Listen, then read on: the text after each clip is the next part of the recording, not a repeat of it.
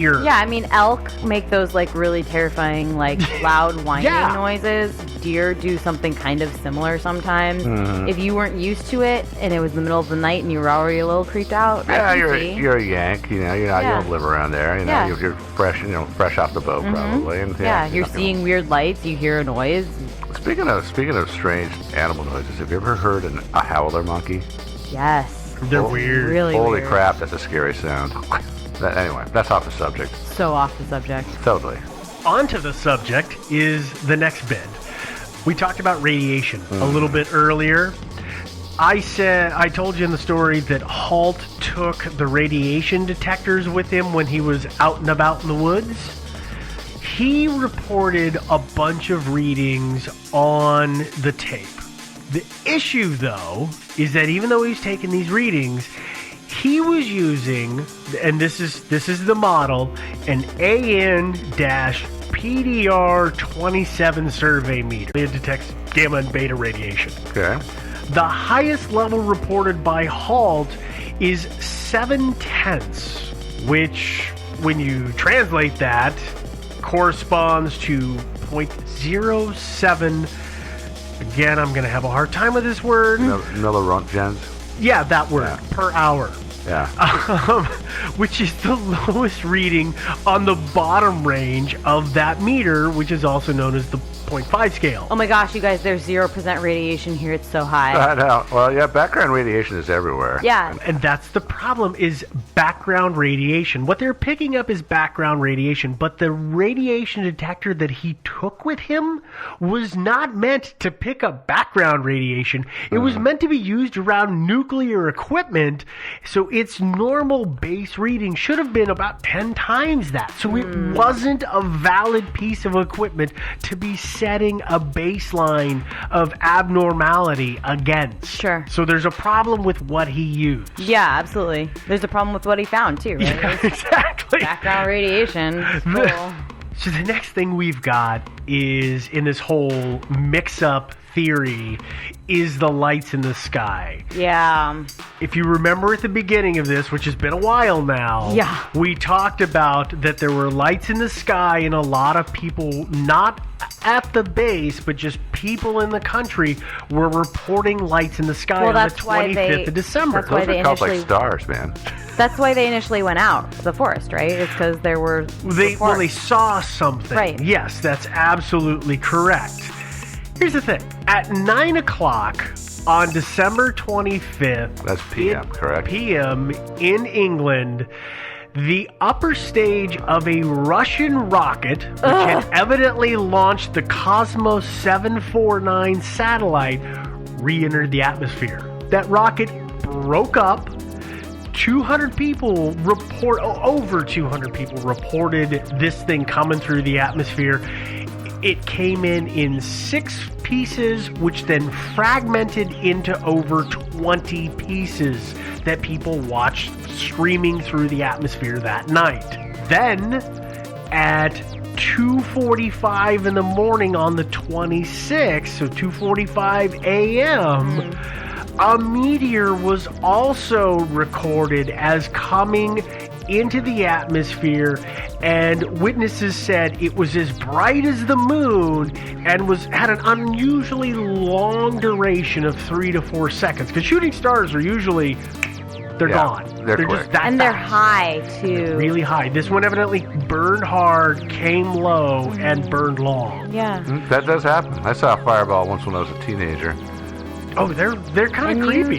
You immediately kind of think like, no, that's not what's something. supposed to be. No, that's too close. It's burning. No. Yeah, it was weird. Luckily, I was with some other people because otherwise I would have doubted my sanity. But we all were going, "Whoa, man!" Yeah. It was. No, I mean I've experienced something similar. Just during like meteor showers, even normal meteor showers, you see that one and you're just like, is it a space alien or no? No, I'm not. No, it's fine. Yeah, everything's fine. It's strange to watch them when you can actually see them disintegrate and break up. Yeah. So there's one more piece to the mix-up story. Remember I talked about the MOD file? Yeah. All right. Under the Freedom of Information Act, in 2001, the MOD file was released. And the MOD file... It was Christmas lists. Provided a whole bunch of internal correspondence about the event, and also, responses to media requests about the incident. Yeah, they probably there was nothing there. Yeah. Which, makes you wonder why they held on to it for so long. Well, because they have to. Yeah, they have to. Well, what I mean is, I don't mean held why on they to didn't it. disclose Why it? they didn't disclose it. Because they're the MOD, and they don't easier. disclose anything if they don't have to. It's easier to just wait. Yeah. It is. And probably for them, again, it was more fun to just sit back and watch the conspiracy theorists go crazy. That's probably why I will never be able to work for the government, is because I would do that. I would be like, oh, yeah, you guys want this file? No. Sorry. Sorry, it's classified. Yeah, it's people have gotten a little upset because this kind of proves, and the skeptics are pretty happy about it. It proves the MOD never took this thing seriously. Yeah. They didn't do any investigation. Yeah. Exactly. They said, you Yanks are idiots. Yeah. Go home. So that is the mix-up theory. Okay. There's one final theory. And I know you can't believe this is still going on. Devin has given me we're not done yet. Wrap it up. But there is one final theory, which is the whole thing was a hoax. Okay, Could've that makes been. sense, I guess, kind of. For sure. So was it right? aliens putting on a hoax or what? It was a U.S. airman. Ah. There is a U.S. airman by the name of Kevin Condi? Is Yeah, that that's how. Conde? Condi. Condi. Okay. Well, he was also a security detail. He was also on security detail, just like Peniston and Burroughs. And what he says is, on the night that Halt and his men went out into the woods, he says, I drove my patrol car out of sight from the gatehouse, turned on the red and blue emergency lights, and pointed the white flashlights up through the mist into the air. He then supposedly drove around the edge of the forest to mess with his buddies, which, I gotta tell you, I can actually see a military guy who's a young guy screwing with his buddies doing. Sounds like fun. The only thing about his story is that he put out the story, and then not too long after it, he retracted it. I would too. Are you kidding me? I mean, like, really, truly, like, I would too. Like, if your bosses were like, oh, yeah, you're responsible for this? Hey, maybe that's not a great idea. Maybe we should just let everybody think it's aliens. Like, seriously? Like, you were just, like, goofing off on, like, company time with company material? Oh, no, like, see, his report, he gave it to the media. Yeah, no, He didn't that's what release I'm it saying, though, is internally. that, like, if he released it to the media and then his boss was like, so, really? You're screwing around? He would be like, actually, yeah, maybe media, just kidding, I was just kidding, no. He released his report, it was like 2003 or 2008 or something. And then he retracted So this it. is like I 20 still would. plus years I'm just later. saying, like, even then, like, if Langley called you up and was like, hey, maybe no, and he was like, oh, yeah, just kidding, See, no. that's the thing. I don't think Langley or the Air Force would have called up and said, hey, maybe you shouldn't do that. I could envision that more of them calling him and saying, you need to retract that, and you need to do it now, or there's going to be some negative repercussions. Right. I mean, for me, it's but the same I'm thing. taking it I'm in sorry. that really My- conspiratorial Sure, way. and like you're not. And well, no, my description is just like the way that I would say it. But why would they want him to retract it? I don't know. Because it makes a jackass out of everybody in the U.S. Air Force who was involved in this thing. So? And it makes a jackass out of the U.S. Air Force. Not in the Air Force, really. I mean, this is just a handful of guys on a base in Britain. That's true, but it just ballooned. the sum of the parts make the whole. So one leads to the other. I don't know. I don't know. I think it's probably the lighthouse. What do you think, Joe? I'm leaning towards maybe a combination of the lighthouse and a prankster. It's always a possibility.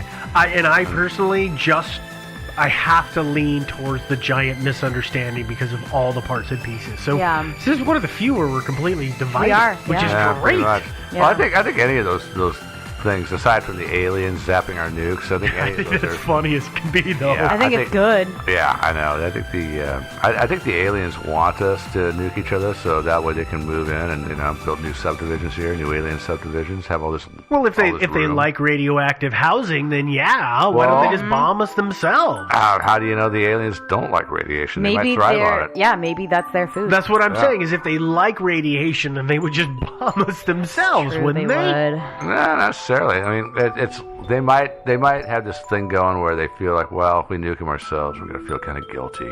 Oh my God, what is happening right now? Yeah. That is okay. Yeah, that's weird. We're getting way out there. Those are our thoughts. That's all the theories.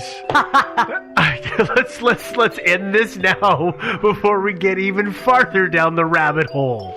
Obviously, you're listening to this show right now, and you have probably found it on iTunes, as the majority of people do. When you're on iTunes, if you could take the time to leave a comment and a rating, that would be great. Helps other people find the show. A lot of not all of it, because there's just so much of it, but a number of research links are going to be on the website, and you can also listen to this episode on the website as well, or any past episode. Website, of course, is thinkingsidewayspodcast.com. If you want to be friends with us and you want to see any of the other stuff that we put out, you can find us on Facebook. So we've got the Facebook page and we've got the Facebook group. We are also on Stitcher, so if you're on the go and you want to listen, you can listen to us through Stitcher. We're also on TuneIn and a number of the apps that are out there. We also, though we don't use it a whole lot, we have the Twitter account. That's right. Oh, yeah. Which is Thinkin' Sideways. So you can find us on Twitter. Oh, and I almost forgot. I just talked about the website, and it just dawned on me. There is a link on the right-hand side of the website for a brief survey. So if you've got a couple of minutes, if you could take that survey, that would be great. Yeah, we'd really love it if you'd do that. Yeah, that'd be great. Yeah. Would you, please? Yeah. If you want to send us an email because you've got a story idea, you've got thoughts, you've got disagreements, or you want to tell us how awesome we are, or you're an alien. Yeah. Send us an email. Yeah. That email address is thinkingsidewayspodcast@gmail.com. And I believe that's all the important details that our lovely listeners need to know. Is that, you guys have any other, did I miss anything here? No, I think we're good. Okay, great. Yeah, I think we're covered. Yeah. All right. Yeah. Well, I guess with that, we should probably wrap this up. Yeah, geez. Sort of gone on long. Anyway, if you're a triangular alien spacecraft, please contact us. We'd love to get an email from you. If you're listening in the future. Yeah. Our email address will stay live forever, so if you're finding us in the future and you are a time traveler, if this is the year 23,052, what? That's when we'll have time travel, right? Oh, yeah. And that's a real date. No, actually, I was contacted by a guy from the future. But he told us that thinking sideways is huge in the future. We're almost like Aristotle and Socrates in the future. Okay. Yeah. I know. Like, how do you respond to that? I know. It just shows you how far the human race is going to degrade. All right. Well, that sounds like a bad Keanu Reeves movie. With that, we're going to get out of here. So we will talk to you next week. And thanks a lot, ladies and gentlemen. Toodaloo. Strange things are afoot at the Circle K, dude.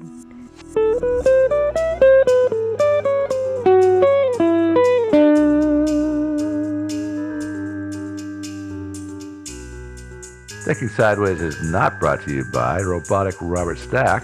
Instead, it's brought to you by a cool show on Amazon, that's Amazon Prime, called Bosch, which is just coming back for a third season. It's about Detective Harry Bosch. It's a soul-consuming obsession. After a long search for his mother's killer, led into a big police cover-up in previous seasons, now our protagonist, Harry Bosch, finds himself a suspect in the death of a serial killer that he had been investigating. Bosch stars Titus Welliver as Harry Bosch. It's based on the best-selling novels by Michael Connelly. You can stream Season 3 now on Amazon Prime. That's Bosch. Thinking Sideways. I don't get it. I brought the aliens. You must unlearn what you have learned. I don't know. Stories of things we simply don't know the answer to. Well, hey there, and welcome again to another episode of Thinking Sideways. Not just another episode. Oh, yeah, Not just another episode. A special episode. Welcome to our 200th episode. Do-do-do. Based on my math. I think the math is right. I think it's pretty close. I might be off by 1 or 5. Well, if we're off a little bit, you get to have another celebration with us. Yeah. Sweet. Yeah. Yeah, we've, according to my math, this is our 200th episode. Regular. Wow. Regular episode, you're right. So Yeah. shorts and holidays and stuff like that goes don't away. count. Yeah. But So it's actually like our 202nd 87th episode. or something. I don't know. I don't know. I think about how many episodes that is, and it kind of makes me feel old. Makes Been me doing feel- it for a long time. Yeah. It doesn't seem like it's been that long. Yeah. But I guess it has. Yeah. Yeah. Sorry, I interrupted you. That's okay. I'm What's your used to name? it. I am. Wait, what's your name? I'm Steve. You're Jamal. Oh, okay. Yeah. No, I'm I'm Frederica. Steve. I'm Steve. As always, joined by. Devin. And Joe. And even though it is our 200th episode, we're not going to break form, and we're still going to bring you a mystery because that's what we do every week. Just gonna be the same old crap then, huh? Not quite. We're actually going to do, I don't know if either of you noticed this, but we've developed this weird little habit on the big numbered episodes. We do stories about famous people who disappear and or die. 'cause It's like the 23 rule, except not really. except in increments of 50. Yeah. Yes. Crazy. Yes. So this week we are going to talk about another famous person who, in this instance, disappeared, and that is Richie Edwards. Yeah. Richie Edwards and his disappearance is a listener suggestion from everybody. Yeah. We've been Yeah, getting we've this gotten it one a lot. so I finally caved. I do real quick, though, before we get into the story and all of that, trigger warning. This episode deals with some things that you may not be comfortable having little ears hear, or if these are triggers for you, we're going to be talking some about suicide and some about self-hurting. Yeah, So if you've got triggers, you're not listening to us anyway, so don't worry about it. but if you are listening and you're on this episode, please make sure to turn it off or save it for another time when it's better. Yeah. For those of you who do not know, Richie Edwards was a member of the band Manic Street Preachers. That's right. Did you guys ever listen to him? Not much. No, I'm too young for that. Yeah. I never did either. Yeah. I've listened to him since, but I had not me listened too. to him. I at don't the know. time. I don't know if you know this or not, but you can't listen to music that's older than you. So They can't really. Yeah, yeah. Okay. Oh, I really? never knew that. Nobody Yeah. ever told me that. yeah. Wow. Yeah. Wow. Wow. So what laws of physics have we been violating? A lot. A lot. A Yeah. lot. Okay. Well, Richie, at the age of 27, he disappeared. It was in 1995. And he wasn't actually declared legally dead until 2008. That's when his family finally moved forward with that process. So let's start at the beginning, and we'll walk through Richie's story leading up to his disappearance. Richie Edwards grew up in Blackwood, which is in Wales, which is in the United Kingdom. For those of you who don't know, South Wales. yeah, it is. Southeast Wales. Yeah, ballparkish. Now, I don't know why I found this surprising, but it turns out Richie Edwards was a really good student and he did quite well in all of his classes. It's because you're a racist. That's right. You hate Welsh people. I actually think that it might just be because of a different stereotype, and that is the rocker stereotype. You're genreist. Which is the rocker stereotype, the guy who does nothing in school but just plays and plays and plays and plays and plays until one day he's discovered and he makes it big. Or until one day he finds himself working at a gas station for the rest of his life. Yeah, that one. Yeah. No, that's not the way the stereotype goes. Yeah. Well, the other thing about Richie, too, is that after school and everything, he still read a lot. He was actually into literature and, actually kind of an... Got a kind of degree an- in political history. Like, kind of he's an- a yeah, very and- learned guy. Yeah, he was. Yeah, smart guy and read a lot of important books and all kinds of stuff and talked intelligently about them. Yeah. But I mean, let's be fair though. I haven't listened to his music, but was he that good of a musician? So there's two ways to split hairs on that. He was not necessarily a good musician Not at in all. terms of being able to play an instrument. He had some other talents that were very, very influential, and we'll talk about those in a bit. Yeah, but he couldn't play the guitar. No, But he wasn't very But good he at could it. write songs. Well, the good news is for alt rock, doesn't matter. Yeah. Edwards initially started out working for the band as a driver and a roadie, and through a process that I'm not completely clear on, he somehow managed to eventually be brought on as a member of the band. Yeah, it's called promotion. Well, the band itself started. It's 3 people. Yeah. There's 3 guys in the band, and somehow he became the 4th member, starting out as a roadie. It's just it's weird, and I didn't go too deep down the rabbit hole on exactly how he managed that, but he did. Yeah. Maybe he had some singing and writing talent stuff. Yeah. Well, and that's part of it, because, like we said before, he wasn't very good at playing the guitar, to the point that there's actually a lot of contention that it may not actually be him playing guitar on the albums that they released when he was with the band. Well, That wouldn't apparently, surprise me. I had heard that when they did concerts, he had the guitar and he was seen to be playing it, but it was almost always unplugged. There was apparently a fair amount of that going on. He apparently could also play the piano, but it appears that keyboard was not something this band wanted, so he couldn't rely on that talent. Mm-hmm. So you've got to wonder, okay, well, if he's not that good with the instrument, then why are they keeping him around? And the reason is that he was really good at, as Devin said, promotion, and he was also he was really good with lyrics. He wrote. He wrote, I think, 80 or 90% of the lyrics that were on the album that came out the year before he disappeared. That's pretty intense. He did an awful lot of writing with the Holy Bible. That's the name of the album. That is 94 is when it released. I mean, I would guess that, what one of the guys in the band said, like, oh, hey, man, your lyrics are pretty good. Do you want to be our writer? And he was like, no, I'll be in your band, though. And they were like, okay. Well, we need material, so Sure. okay, why not? Why not? Yeah, well, he did good things for the band while he was with them. Absolutely. So let's look at a timeline of Richie and Manic Street Preachers up until and shortly after his disappearance. Between 1990 and 1993, the band was touring, and they also released 2 studio albums. During that time frame, and this actually all takes place, what I'm about to talk about, on the 15th of May, 1991, Richie gets into an altercation with a journalist. He's a guy from NME, which is New Musical Express, which is a magazine that I have not heard of, but apparently was big in the UK at the time, and maybe I think it still is around. The journalist, Steve Lamacq, It's you. That's not me.